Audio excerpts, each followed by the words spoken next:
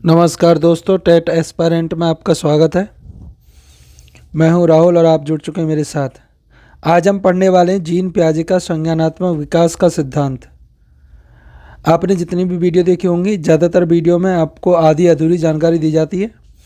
यहाँ पर मैं आपके लिए कंप्लीट आपका जितना भी है इसमें सिलेबस, पूरा सिलेबस लेके आया हूँ, तो वीडियो को अंत तक देखिएगा।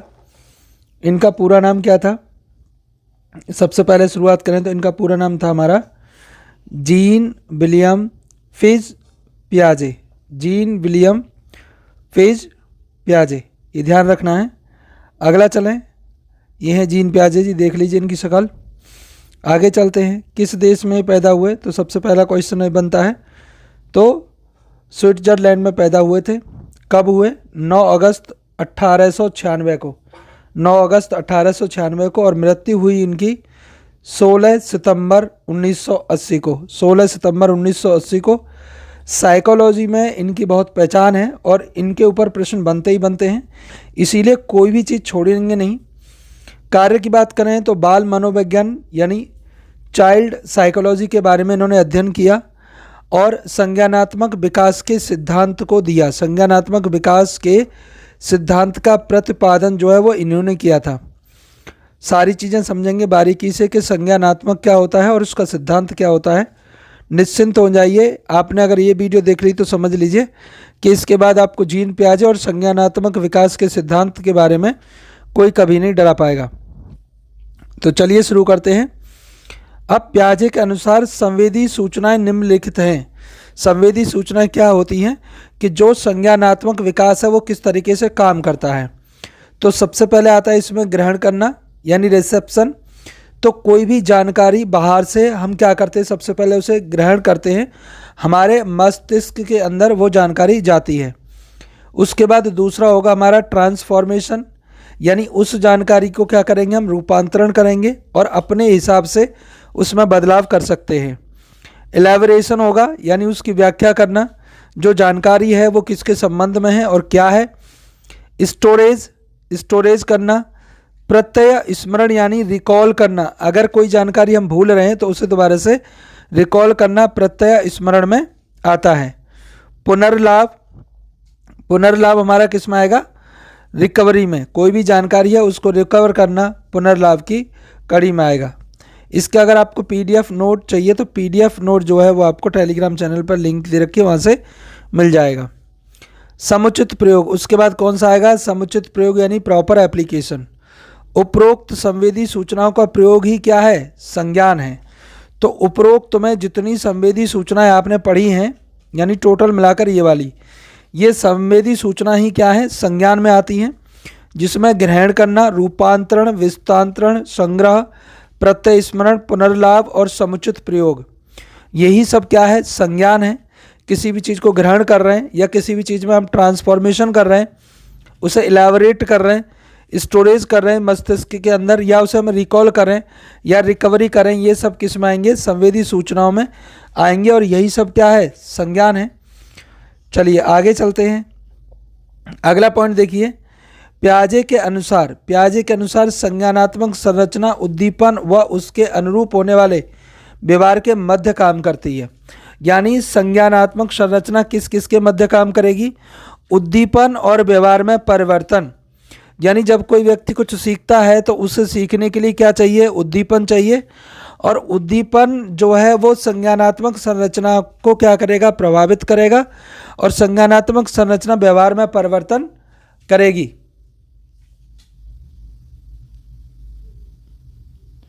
ठीक इस तरीके से क्या होगा, व्यवहार में परिवर्तन होगा। तो संज्ञानात्मक संरचना उद्दीपक व व्यवहार में परिवर्तन के मध्य काम करती है। यह मस्तिष्क में चलती है, ध्यान रखिएगा। अगला क्या है, जीन पियाजे को विकासात्मक मनोवैज्ञानिक का प्रेरक माना जाता है। जितने भी नोट्स हैं हर एक लाइन बहुत ही महत्वपूर्ण है। जीन पियाजे को विकासात्मक मनोवैज्ञानिक का क्या माना जाता है, प्रेरक माना जाता है। जीन पियाजे ने संज्ञानवादी विकास सिद्धांत का प्रतिपादन किया। और क्या किया, संज्ञानवादी विकास सिद्धांत। पियाजे का सिद्धांत विकास की अवस्था सिद्धांत भी कहलाता है। तो आपको ये ध्यान रखना है कि जीन पियाजे का संज्ञानवादी विकास सिद्धांत अवस्था सिद्धांत भी कहलाता है। उसका रीज़न ये है कि इन्होंने ये बताया कि किसी का भी जो विकास होता है, किसी बच्चे का जो मस्तिष्क विकास होता है, जो उसका विकासात्मक मनोविज्ञान है, वो विभिन्न अवस्थाओं से होकर गुजरता है। इसीलिए हम इसे अवस्था सिद्धांत भी कहते हैं, अवस्था सिद्धांत भी कहते हैं। अगला पॉइंट देखिए, व्यक्ति वातावरण के तत्वों का प्रत्यक्षीकरण करता है। प्रत्यक्षीकरण कहते हैं उसको समझना या पहचानना, उसे समझने का प्रयास करता है तथा उसके संदर्भ में अमूर्त चिंतन करता है। कैसा करता है? अमूर्त चिंतन। अमूर्त चिंतन हमारा काल्पनिक होता है। कैसा होता है? काल्पनिक होता है, ये ध्यान रखना है। ठीक है जी, तो ये कैसा होगा? हमारा काल्पनिक होगा। अगला पॉइंट है, पियाजे के सिद्धांत को विकासात्मक सिद्धांत भी कहते हैं। तो आपको विकासात्मक सिद्धांत जहाँ भी आए आप समझ लेना कि पियाजे के बारे में ही बात हो रही है। अगला पॉइंट देखिए, अगला लिखा है यहाँ पर, पियाजे के इस सिद्धांत को अवस्था सिद्धांत भी कहते हैं। ये हमने ऊपर भी पढ़ा था। अवस्था सिद्धांत इसीलिए कहते हैं क्योंकि विकास विभिन्न अवस्थाओं से होकर चलता है। अगला है, मानव का संज्ञान विकास जीवन पर्यंत चलता है। ये जीवन मृत्यु, शुरुआत में जीवन मृत्यु तक चलेगा, पर्यंत चलेगा। मानसिक विकास की अवस्था को ही संज्ञानात्मक विकास कहा गया है। हर एक पॉइंट को ध्यान में रख के लिखा गया है। अगला देखिए, जैविक या शारीरिक परिपक्वता के सिद्धांत के अनुसार, ये अलग है, ये जीन पियाजे का नहीं है, ये अलग है, लेकिन जीन पियाजे ने इसके बारे में टिप्पणी की थी, इसीलिए यहाँ पर ये महत्वपूर्ण है। जैविक या शारीरिक परिपक्वता सिद्धांत के अनुसार शारीरिक एवं मानसिक रूप से अपरिपक्व व्यक्ति वांछित व्यवहार नहीं कर सकता है। मतलब जब तक शारीरिक और मानसिक रूप से परिपक्व नहीं हो जाता व्यक्ति, तब तक वो वांछित व्यवहार नहीं कर पाएगा। तो पियाजे ने इस सिद्धांत की आलोचना करते हुए इसे अस्वीकार कर दिया था। उनके हिसाब से शारीरिक या मानसिक रूप से अपरिपक्व व्यक्ति वांछित व्यवहार कर सकता है अगर उसका मानसिक यानी संज्ञानात्मक विकास हुआ है तो। दूसरा देखिए, अगला पॉइंट है, पियाजे के अनुसार भौतिक वातावरण अधिगम में सहायक होता है। भौतिक वातावरण किस में सहायक होगा? अधिगम में। भौतिक वातावरण के 3 पक्ष के बारे में उन्होंने बात की थी, अभ्यास, भौतिक अनुभव और तार्किक गणितीय अनुभव। यानी जो भौतिक वातावरण है उसके 3 पक्ष होते हैं, एक होगा आपका अभ्यास, दूसरा भौतिक अनुभव और तीसरा होगा तार्किक गणितीय अनुभव। अगला चलते हैं, अगला है हमारा अगला पॉइंट है, सामाजिक वातावरण में सामाजिक क्रियाएं, सहयोग, प्रतिस्पर्धा, परंपरा एवं लोकाचार आदि सभी पक्ष सम्मिलित होते हैं। सामाजिक वातावरण में सामाजिक क्रियाएं आएंगी, सहयोग आएगा, प्रतिस्पर्धा आएगी, परंपरा आएगी और लोकाचार आदि सभी पक्ष जो है वो सम्मिलित होते हैं। सामाजिक क्रियाएं होती हैं जो समाज में रहकर लोग करते हैं।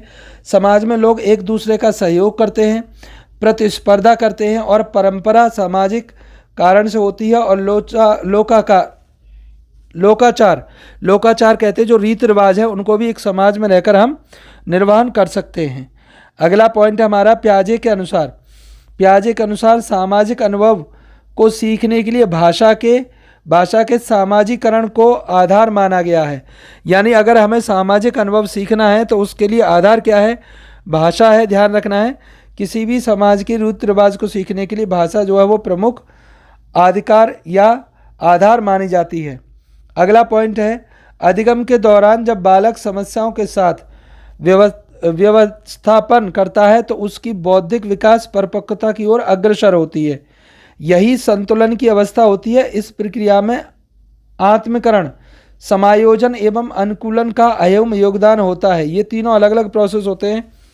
आत्मीकरण कहते हैं एसिमिलेशन, समायोजन होता है एडजस्टमेंट और अनुकूलन होता है एडेप्टेशन। तो इन तीनों प्रक्रियाओं के सहयोग के द्वारा ही बच्चा सारी चीज़ें सीखता है। अगला पॉइंट क्या है? अब आती हैं संज्ञानात्मक विकास की अवस्थाएं। आज से पहले आपने कहीं नहीं पढ़ी होंगी। देखिए, पहली होती है संवेदी गामक अवस्था। आप कहेंगे ये तो पढ़ी हुई है, जन्म से 2 वर्ष तक होती है। संवेदी गामक हम इसीलिए इसे कह रहे हैं क्योंकि बच्चा इसमें केवल सेंसरी ऑर्गन की हेल्प से ही काम करता है, तो जन्म से 2 वर्ष तक करेगा। ठीक है, इस अवस्था की खास बात क्या है? इस अवस्था में बालक अपनी संवेदना तथा सामाजिक क्रियाओं के माध्यम से ज्ञान ग्रहण करता है। ज्ञान कैसे ग्रहण करेगा? अपनी संवेदना और सामाजिक क्रियाएं। इस अवस्था को संवेदी पेशी अवस्था भी कहा जाता है। क्या कहेंगे? संवेदी पेशी अवस्था, क्योंकि इसमें बच्चे की पेशी अवस्था मतलब जो पेशीय संरचना है वो भाग लेती है। नवजात बालक स्पर्श की गई वस्तु तथा देखी गई वस्तु में भेद नहीं कर पाता है। वो देखी गई वस्तु और स्पर्श की गई वस्तु को सेम समझता है, ध्यान रखिएगा। प्रश्न पूछ लिया जाता है कभी कभी। अगला देखिए, इसको भी मुख्य 6 रूपों में बांटा गया है। ये वाली आपने नहीं पढ़ी होंगी, किसी भी कहीं नहीं बताया होगा आपको कि जो हमारी सबसे पहली वाली है ना, सबसे पहली वाली अवस्था को हमने 6 भागों में अलग बांटा हुआ है। मैं आपको दोबारा से दिखाता हूँ एक बार रिवाइज करके। तो सबसे पहले जो शुरुआत की थी हमने कहाँ से की थी? हमारी जो सबसे पहली अवस्था थी वो थी संवेदी गामक अवस्था। जो संवेदी गामक अवस्था है, अब इस संवेदी गामक अवस्था को भी 6 अवस्थाओं में अलग तरीके से बांटा गया है। और इसमें पहली जो है वो है प्रतिवर्त क्रियाओं की अवस्था, स्टेज ऑफ रिफ्लेक्स एक्शन, जो जन्म से 30 दिन तक चलती है।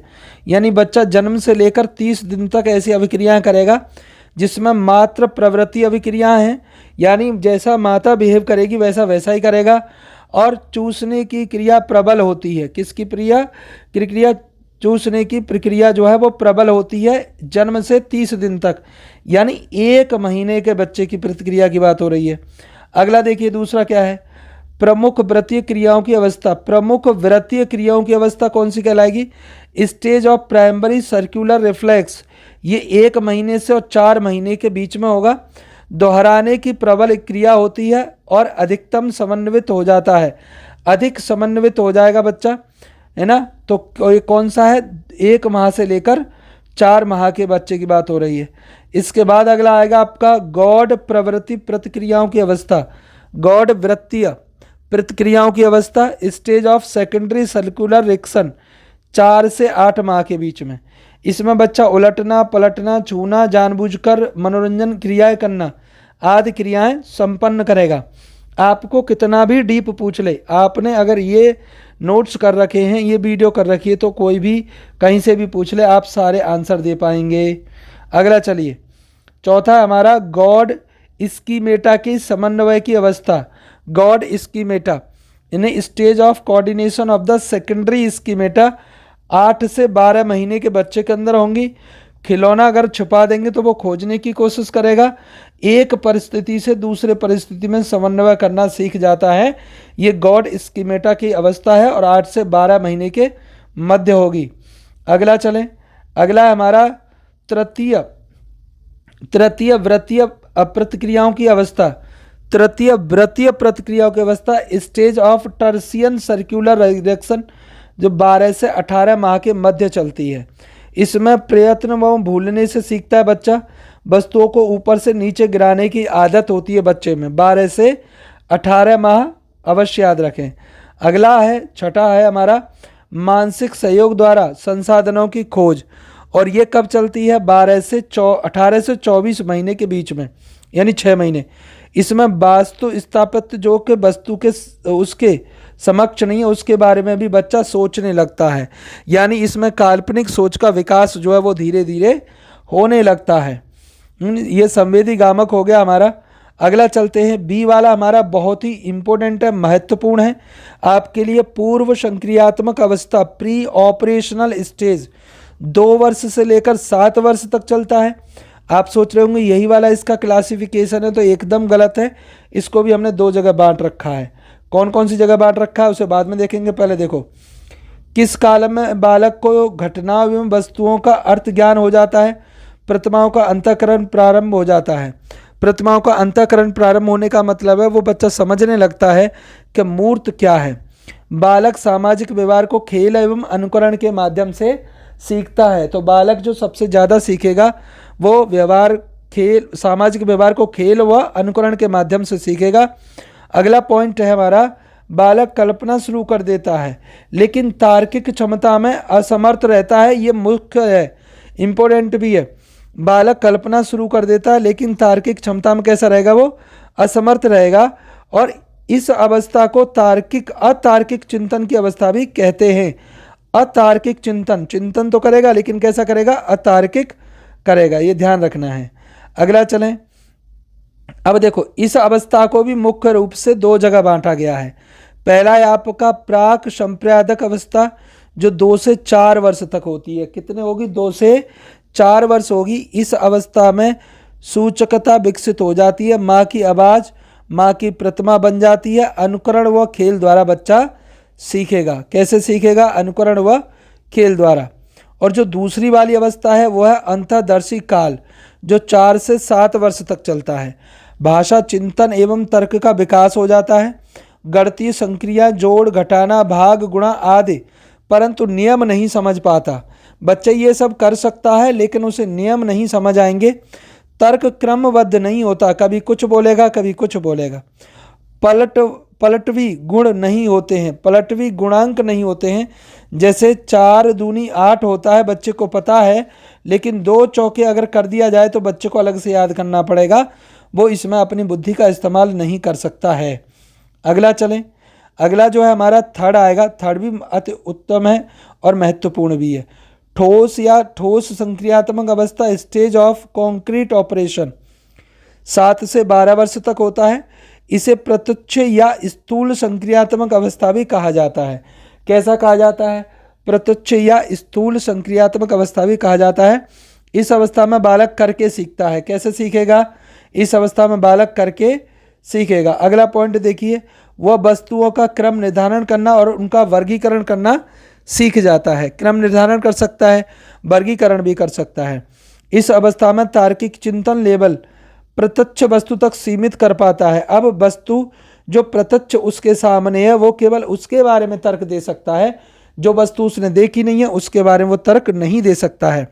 इस अवस्था में बालक पर्यावरण के प्रति अनुकूलन स्थापित करना सीख जाता है। पर्यावरण के प्रति क्या करेगा, वो अनुकूलन स्थापित करेगा। अंतिम औपचारिक संक्रियात्मक अवस्था, स्टेज ऑफ फॉर्मल ऑपरेशन, ठीक है, 12 वर्ष से अधिक में होगी। किस में होगी, 12 वर्ष से अधिक में होगी, ठीक है ना, ध्यान रखो, इसे समझते हैं। इस अवस्था में बालक पूर्व अवस्थाओं से प्राप्त ज्ञान एवं अनुभव के आधार पर वस्तुओं के गुण व दोष पहचानने लगता है। तो इसमें ध्यान रखना है, बालक ने जितने भी पहले से 3 अवस्थाओं में जो ज्ञान प्राप्त किया है, जो अनुभव प्राप्त किया है, उससे वो गुण दोष पहचानने लगेगा। इस अवस्था में बालक मूर्त के साथ साथ अमूर्त चिंतन भी करने लगता है। मूर्त चिंतन जो वस्तु है उसके बारे में होता है, अमूर्त चिंतन उससे बड़ा लेवल होता है, जो नहीं है उसके बारे में भी बच्चा सोच सकता है। अब देखिए, ये जीन पियाजे का पूरा सारांश हमने देख लिया। शैक्षिक उपयोगिता क्या है इसकी, शिक्षक शिक्षार्थी की आवश्यकता एवं अभिरुचि को ध्यान में रखते हुए पाठ्यक्रम तैयार कर सकता है। अगर हमने जीन पियाजे पढ़ा है तो हमें पता होगी कि बच्चे की उम्र क्या है और उसकी इच्छा क्या है, उसके अनुसार ही हमें पाठ्यक्रम तैयार करना है। अगला देखिए, दूसरा क्या है, बालकों में चिंतन की जीववाद व आत्म केंद्रिता जैसे दोस्त नहीं है, ये दोष है, दोष उत्पन्न हो जाते हैं। अब जीववाद क्या है और आत्म केंद्रिता क्या है। जीववाद कहता है कि वो निर्जीव वस्तुओं को सजीव समझने लगता है, और आत्म केंद्रिता का मतलब है कि बच्चा जो है वो स्वयं के बारे में सोचता है। तो ये जो दोष उत्पन्न हो गए हैं, अंत शिक्षक को अपने अध्यापन कार्य को इस ढंग से तैयार करना चाहिए कि शिक्षार्थी इन दोषों से जल्द क्या हो जाए, मुक्त हो जाए। अगला देखिए, तीसरा, ठोस संक्रियात्मक अवस्था में बालकों का संज्ञानात्मक विकास इस स्तर का हो जाता है कि वे संरक्षण तथा वर्गीकरण से संबंधित समस्याओं का समाधान कर सकते हैं। अंत शिक्षक को इससे निर्धारित ही सिलेबस तैयार करना चाहिए। ठीक है जी, आगे देखिए, नंबर 4 पर आएगा, ये थर्ड गलत लिखा हुआ है। पियाजे के अनुसार खेल का शैक्षिक महत्व अधिक है। खेल के माध्यम से बालक में संज्ञानात्मक संपन्नता विकसित होती है और उन्हें संज्ञानात्मक विकास का एक मूल आधार बनाती है, ये ध्यान रखना। अगला है, शिक्षक को शिक्षा की सहायता, शिक्षक को शिक्षार्थी की सहायता बिना किसी आवश्यक के हर कदम पर नहीं करनी चाहिए। ये भी नहीं कि बच्चे को आप हर कदम पर उसकी सहायता कर रहे हैं, उससे क्या होगा, ऐसा करने से उसमें स्वायत्तता एवं आत्मविश्वास जैसी चीज़ों का विकास नहीं हो पाएगा। तो हर समय किसी भी शिक्षार्थी की हमें हेल्प नहीं करनी चाहिए, उससे उसमें आत्म विकास नहीं हो पाएगा और स्वायत्ता का विकास नहीं हो पाएगा। अब जीन प्याजे पर निर्भर 30 हम अति महत्वपूर्ण क्वेश्चन करने वाले हैं। अब आपने जीन प्याजे पढ़ रखा है तो आप आंसर बहुत आसानी से दे पाएंगे। तो पहले थ्योरी और उसके बाद क्वेश्चन करना चाहिए हमेशा। तो इसमें पहला है जीन प्याजे का संबंध किस देश से है, तो किस देश से है, इसका स्विट्जरलैंड आंसर हो जाएगा। तो इसका बहुत ही इजी आंसर है। अब आप हर एक आंसर बहुत आसानी से लगा पाएंगे। जीन प्याजे का जन्म कब हुआ था? जीन प्याजे का जन्म जी कब हुआ था? 1896 में हुआ था, ध्यान रखना है 1896। तीसरा है जीन प्याजे किस क्षेत्र के लिए प्रसिद्ध है? सामाजिक मनोविज्ञान, बाल मनोविज्ञान, औद्योगिक मनोविज्ञान, व्यक्तित्व मनोविज्ञान। तो इसका सही उत्तर होगा बाल मनोविज्ञान। बाल मनोविज्ञान के लिए जीन जी जो हैं वो प्रसिद्ध हैं। प्याजे के किस सिद्धांत का प्रतिपादन किया? प्याजे ने किस सिद्धांत का प्रतिपादन किया? तो इसका सही उत्तर होगा संज्ञानात्मक विकास सिद्धांत। कौन सा है? संज्ञानात्मक विकास सिद्धांत। अगला है प्याजे का सिद्धांत किस नाम से भी जाना जाता है? तो इसका सही उत्तर आपका अवस्था सिद्धांत, क्योंकि विकास विभिन्न अवस्थाओं से होकर गुजरता है, इसीलिए इसे अवस्था सिद्धांत भी कहते हैं। अगला प्रश्न संख्या 6, प्याजे के अनुसार संज्ञानात्मक संरचना किसके बीच कार्य करती है? तो संज्ञानात्मक संरचना उद्दीपन और व्यवहार के बीच कार्य करती है। किसके बीच? उद्दीपन और व्यवहार के बीच कार्य करेगी। अगला देखिए प्याजे के अनुसार संज्ञान विकास कब तक चलता है? तो जीवन पर्यंत चलेगा। कब तक चलेगा? जीवन पर्यंत चलता है। अगला देखिए प्याजे के अनुसार मानसिक विकास की अवस्था को क्या कहा जाता है? मानसिक विकास की अवस्था को कहते हैं हम संज्ञानात्मक अवस्था। क्या कहेंगे? संज्ञानात्मक अवस्था कहेंगे, ध्यान रखना है। अगला है संज्ञानात्मक विकास की पहली कौन सी अवस्था है? संज्ञानात्मक विकास की सबसे पहली जो है वो आपकी है संवेदी गामक अवस्था। संवेदी गामक अवस्था। अगर मैं आपको पूछूं इसमें सबसे अंतिम कौन सी है, तो औपचारिक हो जाएगी। उससे पहली कौन सी है? तो उससे पहली होगी आपकी मूर्त, और उससे पूर्व आएगी पूर्व, और सबसे पहली होगी संवेदी। ये ध्यान रखना है। अगला चलें प्रश्न संख्या 10, संवेदी गामक अवस्था की आयु क्या है? तो संवेदी गामक जो है वो 0 से 2 वर्ष तक रहती है, ध्यान रखना है। अगला संवेदी गामक अवस्था को और किस नाम से जाना जाता है? संवेदी गामक अवस्था को और किस नाम से जाना जाता है? तो संवेदी पेशीय अवस्था, संवेदी पेशीय अवस्था के नाम से जाना जाता है। अगला प्रश्न है प्रतिवर्त क्रियाओं की अवस्था किस आयु तक होती है? प्रतिवर्त क्रियाओं की अवस्था किस आयु तक होगी? जन्म से 30 दिन तक। जन्म से 30 दिन तक होगी सिर्फ। प्रमुख व्रतीय क्रियाओं की अवस्था किस आयु तक होती है? व्रतीय क्रियाओं की जो अवस्था होती है वो 1 से 4 माह तक होती है। कहाँ तक होगी? 1 से 4 माह तक होगी। अगला प्रश्न देखिए गौड़ व्रतीय प्रतिक्रियाओं की अवस्था, गौड़ व्रतीय प्रतिक्रियाओं की अवस्था कहाँ तक होगी? तो 4 से 8 माह तक ये होगी। गॉड स्कीमेटा के समन्वय की अवस्था किस आयु तक होती है? गॉड स्कीमेटा, तो इसका ध्यान रखना है आपको कि 8 से 12 माह, कितना? 8 से 12 माह तक होगी। तृतीय वृत्तीय प्रतिक्रियाओं की अवस्था, तृतीय वृत्तीय प्रतिक्रियाओं की अवस्था कितनी होती है? तो इसका जो सही उत्तर होगा एकदम वो होगा इसका बी वाला, यानी 12 से 18 माह। कितनी होगी? 12 से 18 माह। अगला है मानसिक सहयोग द्वारा संसाधनों की खोज की अवस्था कौन सी आयु में होती है? मानसिक सहयोग द्वारा संसाधनों की खोज, तो इसका सही जो उत्तर होगा वो होगा 18 से 24 माह। 18 से 24 माह। पूर्व संक्रियात्मक अवस्था की आयु क्या है? पूर्व संक्रियात्मक अवस्था की आयु है आपकी 2 से 7 वर्ष। कितनी है? 2 से 7 वर्ष है। अगला है पूर्व संक्रियात्मक अवस्था को किस नाम से जाना जाता है? तो इसका सही उत्तर होगा अतार्किक चिंतन अवस्था। अतार्किक चिंतन अवस्था, चिंतन होगा लेकिन अतार्किक होगा, तर्क नहीं होगा। प्राक संप्रेरक अवस्था की आयु क्या है? प्राक संप्रेरक, तो हमें बता दें ये है आपकी 2 से 4 वर्ष। 2 से 4 वर्ष है। अगला है अंतर्दर्शी काल की आयु क्या है? अंतर्दर्शी काल की आयु क्या है? तो इसका सही जो उत्तर है वो हो जाएगा हमारा 4 से 7 वर्ष। कितना हो गया? 4 से 7 वर्ष। मूर्त संक्रियात्मक अवस्था की आयु, मूर्त संक्रियात्मक अवस्था की आयु जो होती है वो होती है आपकी 7 से 12 वर्ष। कितनी होगी? 7 से 12 वर्ष होगी। अगला है मूर्त संक्रियात्मक अवस्था में बालक क्या सीखता है? तो मूर्त में सीखेगा वो आपका वर्गीकरण और क्रम निर्धारण और वर्गीकरण सीखेगा। औपचारिक संक्रियात्मक अवस्था की आयु क्या होती है? औपचारिक संक्रियात्मक अवस्था की आयु क्या होती है? तो इसका सही उत्तर हो जाएगा आपका 12 वर्ष से अधिक। 12 वर्ष से अधिक, इसको मूर्त भी कहते हैं, मूर्त चिंतन की अवस्था। अगला है औपचारिक संक्रियात्मक अवस्था में बालक क्या सीखता है? औपचारिक में क्या सीखेगा? तो इसका सही उत्तर हो जाएगा अमूर्त चिंतन। अमूर्त चिंतन वो सीखने लगेगा। 26वां, पियाजे के अनुसार अधिगम में कौन सहायक होता है? पियाजे के अनुसार अधिगम में कौन सहायक होता है? तो इसका हो जाएगा भौतिक वातावरण। कौन सहायक होगा? भौतिक वातावरण होगा। भौतिक वातावरण के कितने पक्ष होते हैं? हमने पढ़े थे 3। कितने पक्ष होते हैं? 3 होते हैं, ध्यान रखना है। अगला प्रश्न संख्या हमारे पास 28। पियाजे के अनुसार सीखने में सामाजिक अनुभव का आधार क्या होता है? सीखने में सामाजिक अनुभव का आधार क्या होगा? तो इसका सही उत्तर होगा भाषा का सामाजिकरण। भाषा का सामाजिकरण। अगला है 29वां, पियाजे के अनुसार खेल का क्या महत्व है? तो पियाजे के अनुसार जो खेल का महत्व है वो है संज्ञानात्मक विकास।